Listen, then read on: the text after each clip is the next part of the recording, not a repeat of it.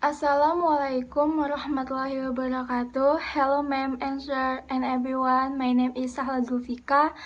I am from Group 4 to CCA, Faculty of Engineering, Universitas Indonesia. In here, I want to present the result of our project with my friend Kennan Fattah and M.Arvito.Putra. Our project title is Car Snake. Car Snake is a game conceptually snake with its food. This game to aim to entertain and fill the free time for the player. Our project created by C++ and Enclosures library. Enclosures library is programmer library that allow programmer to write text based on interface in terminal independent manner. An Enclosures library can handle keyboard without currently interrupting a game render. And my friend Kennan and Arvito will describe more detail about implementation Cause Snake in C++. Okay, then we start the game flow. First of all, we call onSetup function. Inside onSetup function, we set points to 0. We create new food object. We create a new snake object, and then we preparing to show the banner to the player by set is banner shown to false, and then we set our game state to run. After that, we call a function called onRender. Inside onRender function, we have loop right here. This loop will always rendering a frame buffer its tick at first point. Right here, we erase the previous buffer to make our screen is clear and fresh, and then we check if is banner shown is not true, which is at the first time it always true. We call function on show banner. At this function, we just print our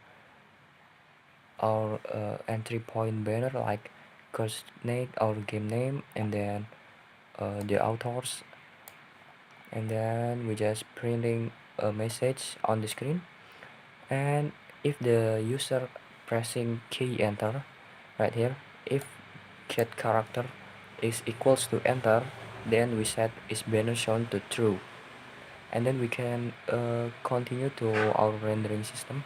And now we continue right here. At this point we are calling snake onTick. Okay, I would like to explain about this function. Inside of snake onTick, there is two mechanism, which is we update the movement of the snake, and we also validate the snake movement if it's crossing over the border. Okay, I would like first explain about updating its position. At this point we use switch case. At this parameter is current direction. If the snake is facing to north, which is upside, we add a new part to its to snake's body at this position, which is vector at the head x and the y minus 1 y. Also for from is, we use to using the snake head position, but we add x by 1, and then for south we using the snake head parts, but we add y by 1, and then from and then for west direction we also insert the part based on the snake head, but we subtracting the x value by 1.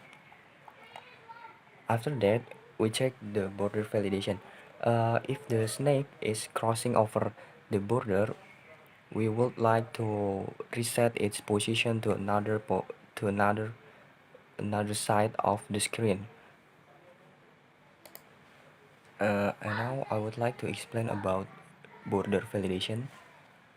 Assuming this box is our screen and this object is our snake, whenever the snake is cross over the border, which is the snake moving right here, we would like to reset the snake position into the other side, which is right over here.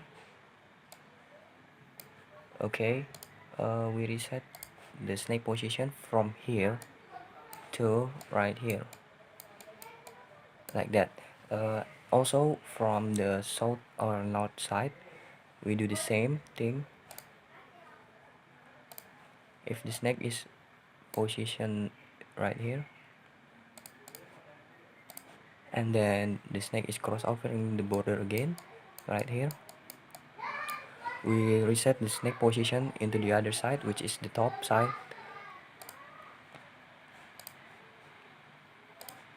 We set the snake position right over here. Yeah, so it's basically just resetting the snake position into the other side. Okay, I think that's all about border validation. We can continue to back to our rendering function. Right here. Okay, now I'm calling snake parts, which is getting the snake parts into and store it into this variable. And then I would like to check if snake eating a food object. If snake on eat a food object right here, we must update or increment the points right here by using increment operator, and we have to update food position. We would like to randomize food position and render it somewhere else. Okay, and then if the snake is not eating any food, we pop back the snake parts. I would like to explain about this later in next section, but we just continue to next program. Okay, this we would like to rendering the snake parts, because basically snake part is just an array. We can use for loop to iterate each part from 0 to maximum size, like I did here. For I equals 0, I less than snake parts size, and we increase I by 1. First of all, we are checking the snake. If the snake has collision with its own body, right here, the snake has collision with snake parts, we would like to throw a game over, and then we continue the game to the end and destroy the system. But we assuming that the snake is not has collision with anything, and then we continue the rendering. First, this we have checked if I equals 0, which is the snake head. I would like to render the snake parts with different color, and then we render its body with the different color too. Okay, this statement is basically just render snake parts, and then we continue to rendering food object by calling a function move at character at y position and x position, then food character. That's all. Okay. M.Arvito.Putra, and today I'm gonna explain you what's happening in the program Snake. First, I'm gonna set screen in 3, 2, 1, and this is our PowerPoint. This is the snake, and then this is the background problem. Like the snake was first introduced in 1976 by Gremlin Studio, and then we use the compiler CLang Plus, which is the compiler of the Linux, and we use C plus standard. Okay, this is our first display, the snake, and then this is Anchor's library, the coordinate of x and y, and then the mechanism. we install the both snake and food object, and then we render and then loop and every tick and stop the game whenever the game over, and then we print it and then clean the program and exit. Okay, and then this is the instruction. If the snake eat the food, it will be two objects. Okay, this is the rendering system, and I'm gonna explain the Microsoft Visual Studio. And then this is the main.cpp, and we throw everything to app delegate, and then this is where it happens. The program, it happens here on the app delegate, and then this is the vector.h, which is the body, not the main. Like this vector2 is the main because the cpp, and then this is the facing direction, northeast southwest.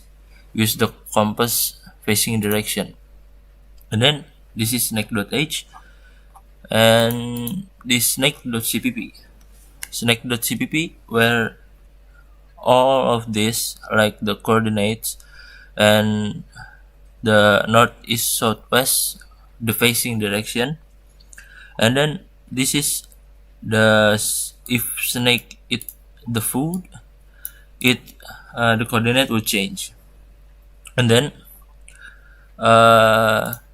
this is the food, and then this is the entity. My friend already explained it on the, I believe it's on Linux. Okay, and then I'm gonna press on sequence 64 because my laptop is on Windows. So if this program used on Windows, like on the C+, we can, because it using app delegate, which is Apple, and then it's a program for Linux. So I already installed the Linux program on my Windows, so it can use Windows. It can use Linux compiler. Okay, I'm gonna open my C, and then we open it again to users, and then slash. This is my name, and then use source, and then repos, and then snake. Okay, we're gonna mdir, and then out. Sorry, p, then out. Check. Okay, I'm gonna make first. Okay, it will create the program. We just wait for a second, and then okay, it works, and then out.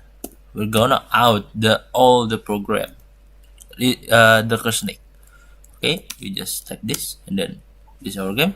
Press enter to continue. Okay, so this is how we play, and then we'll show you about the game over.